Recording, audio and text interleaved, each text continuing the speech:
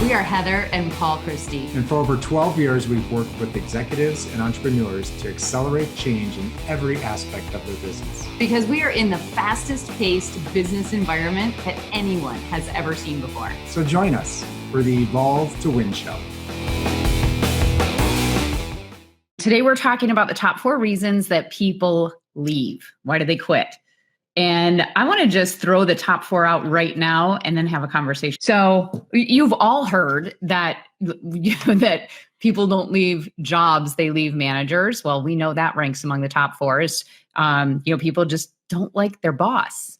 The second one is they feel a lack of empowerment. The third one is internal politics.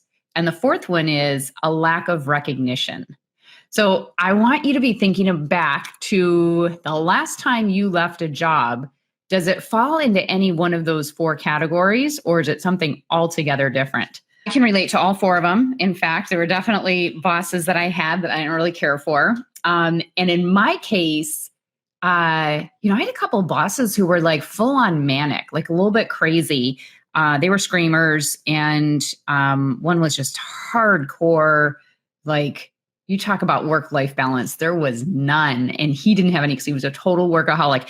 On his desk, he had a plaque that said, work harder, faster, longer.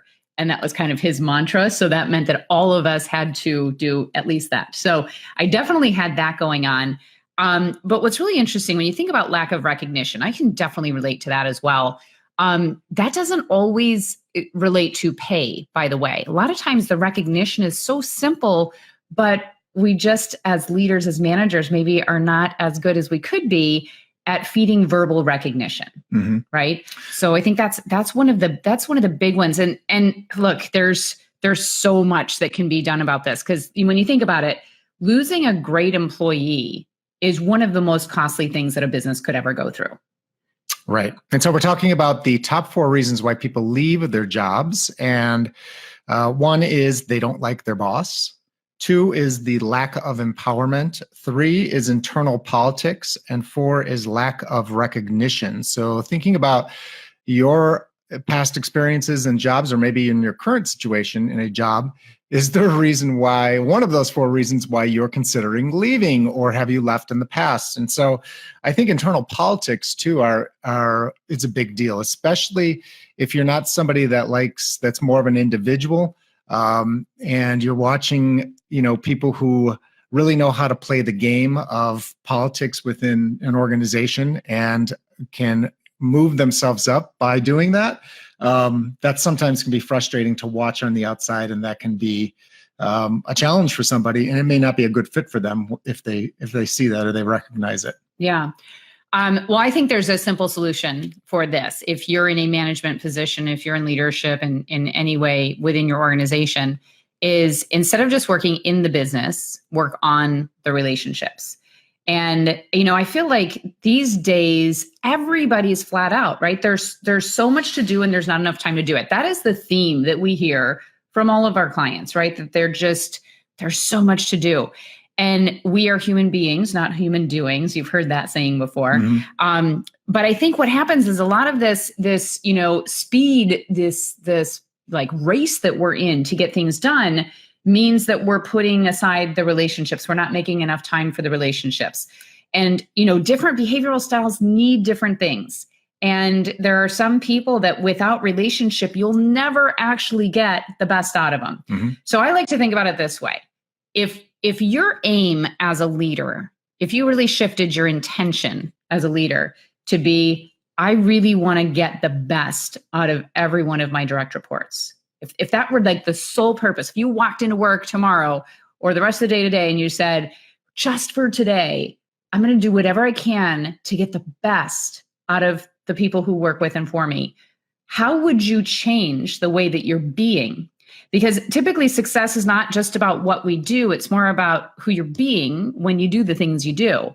And if you're going too fast, you're missing out on the opportunity to really work on those relationships. And here's something we know for sure is that if you have great relationships at work, you're way more likely to stay. Got it. And so again, we're talking about the 4 reasons why people leave their jobs, and one being they don't like their boss, lack of empowerment, internal politics, and lack of recognition. So it's really, this is two sides. So we're talking, if somebody's an employee, these are some of the reasons why they would leave. But on the other side, if you are, leading an organization or you have people that work under you, direct reports, how do you start to protect yourself from losing these really good people? And these are, if you know that these are the top 4 reasons why, what can you start doing? And you mentioned just starting to pour in a little bit more. Mm-hmm. What are some other things that somebody in a leadership role could do to protect themselves from this? Okay, well, let's just look at the, one of the number 1 rated reason people leave is lack of recognition. Mm-hmm. So if you're in a leadership position, I can't tell you how many times it's happened where I've asked clients of mine, hey, talk to me a little bit about, are you getting great feedback from your boss? And so often the answer is no, I'm really not getting any feedback. This happens all the time. But if I went and talked to the boss is like, oh yeah, I tell them all the time how good they are. So I think there's a disconnect here. And I think that there are blind spots here. If you're in a position of leadership, again, this is something about being very intentional about looking for what your employee is doing right. Catch them doing something right and say it out loud. And don't just say so the big mistake is when you're leaving at the end of the day and right before you walk out, you have this habit of saying, hey, great job today. The more that you're saying a generalized kind of statement, the less impact that it has. So if that's given out, I had a boss who did that and he was such a great boss. But I know that he had it sort of on a list somewhere that before he left every day, he would pop his head in and say, hey, Heather, great job today. Yeah. Thank you. And I certainly appreciated his gratitude, but he never really drilled down and got specific on, can you point something out or are those just words? So here's my challenge for each of you today. And I don't care whether you're in a management position or just in life, you can do this. I want you to catch somebody doing something right and take a moment, pause everything that's happening and just say, hey, can I talk to you for a second? Of course, they're going to get scared at first. What do you want to talk? And just say, I just really want to acknowledge you for, and then fill in the blank, right? So just say something that's completely out of the ordinary. So one of the things that I did just last week randomly that shows me that I'm probably not doing this enough is I acknowledged you for putting some pieces in place on our financial plan that, we needed to wrap up and you got it done. And so I sort of did something unique and special to acknowledge you.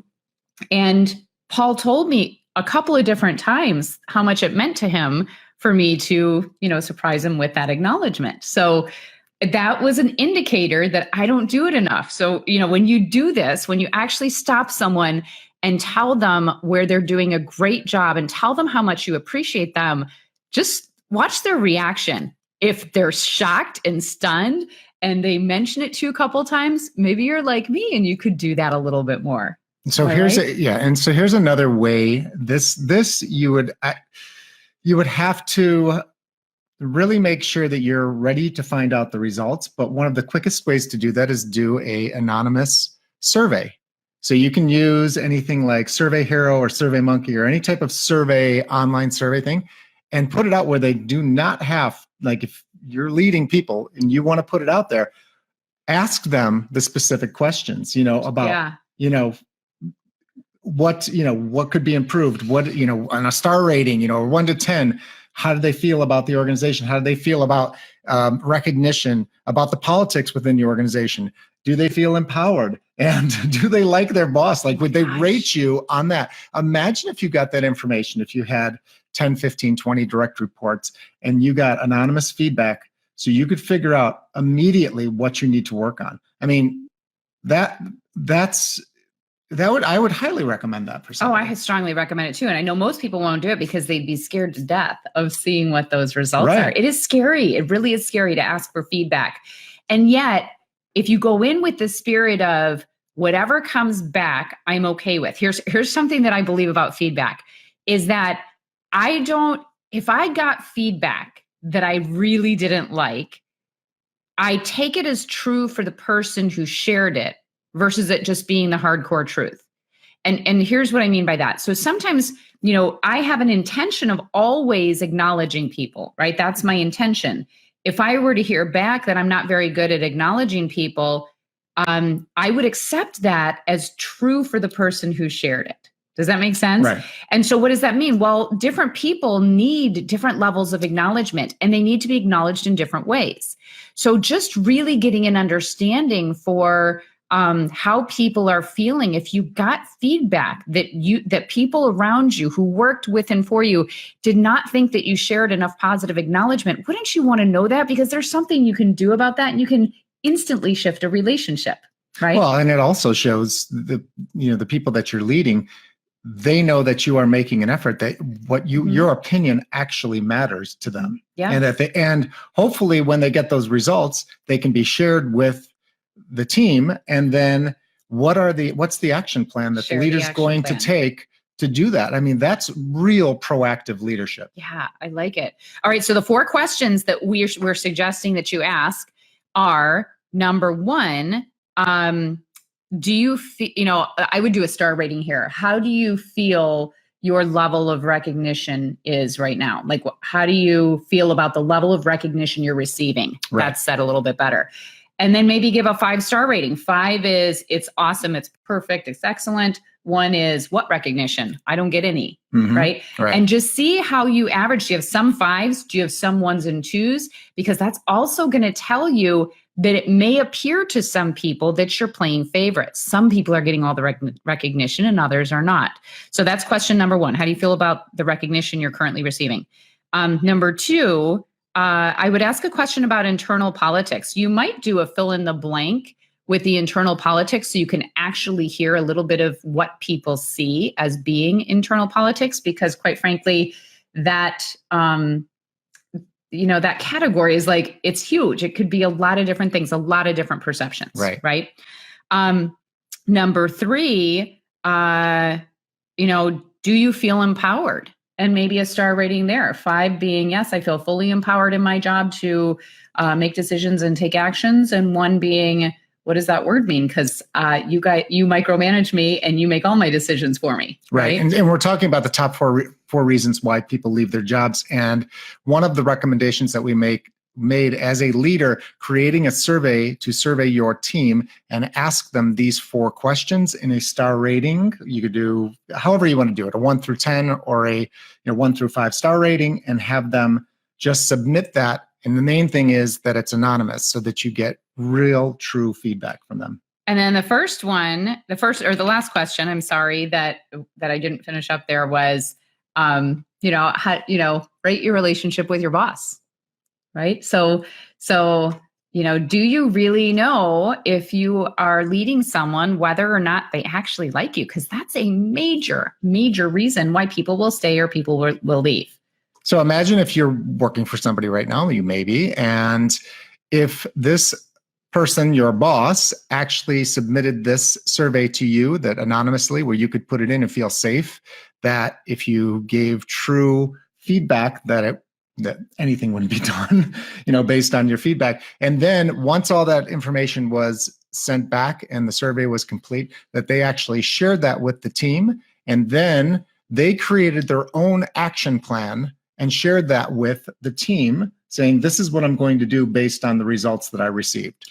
And I think what's really important about doing any kind of survey like this is the positioning up front. So as Paul said, really help people to know that this survey is being done for the purpose of me requesting feedback. I'm purposely doing it anonymously because I want you to be wide open. I want you to share your real thoughts and feelings because I want to do something with the responses. I'd like to do something about it.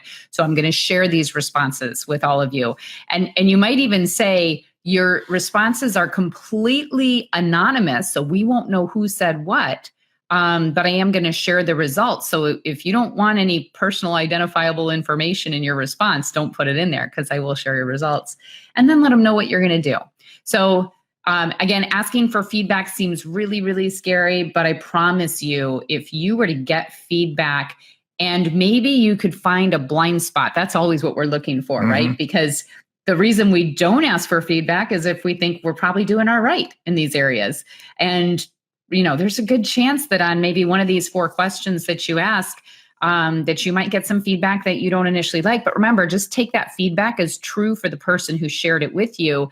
And that's their perception, but perception's reality for them.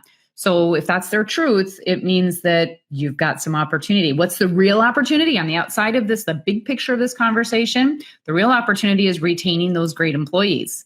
And, if you need a little bit of incentive to do this exercise that we're talking about, I would ask you the question, what would happen if you lost your best employee tomorrow? Right? Because that's kind of like the fear that should, rise within you. You should say, okay, I might do this exercise. Yeah. Would you rather it be a proactive leadership, like something that can retain good employees proactively, or the worst is when you have to react and you're not expecting that person to leave? Actually, we just had a client of ours that had a great client, or a great executive assistant that just, they had no clue. They just she sent in her resignation. It was over. Like the old, I didn't see that one coming. Yeah. And once it happened and they really took time to reflect, he said, I should have seen it coming. Right. So don't get stuck like that. Please don't get surprised.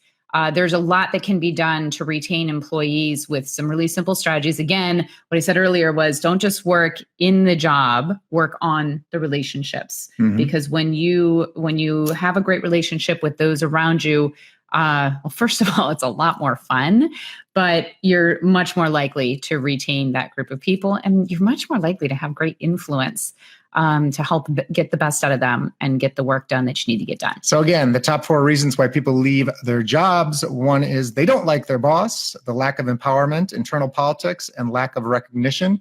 And we recommended that you create a survey, an anonymous survey for your team, and ask them those 4 questions in a star rating and get that feedback. Share it with your team once you have received and collected all the data, and then create an action plan on how you're going to shore up those low star point areas that you asked them about. So, and Paul mentioned that there's a couple different options for surveying.